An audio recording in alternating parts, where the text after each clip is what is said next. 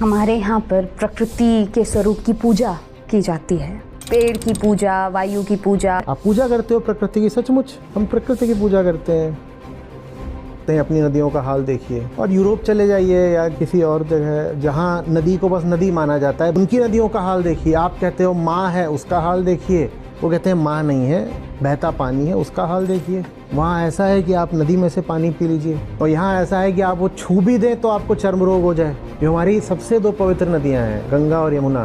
भारत का 2/3 जो untreated sewage है वो सिर्फ गंगा नदी में जाता है, पूरे भारत का। और यमुना, दिल्ली का 60% वो यमुना में जाता है। और ये तो हमारी सबसे पवित्रतम नदियां हैं। छठ पूजा के दौरान आप ये भी देखते हो कि यमुना में ऐसे झाग आया हुआ है, इतना सारा पूरा उसमें महिलाएं खड़ी हुई हैं और सूर्य को अर्घ्य दे रही हैं। क्या चल रहा है? आप पूजा करते हो प्रकृति की? सचमुच पूजने से पहले पूछना पड़ता है कि बात क्या है। हम पूज रहे हैं बिना समझे। इतनी पूजा जो करते हैं हम भक्ति वगैरह में, उससे अच्छा थोड़ी जिज्ञासा कर ली होती तो इतनी दुर्दशा नहीं होती। भारत में नदियों के विशेषकर प्रदूषण का एक बहुत बड़ा जो कारण है वो रिलीजियस है।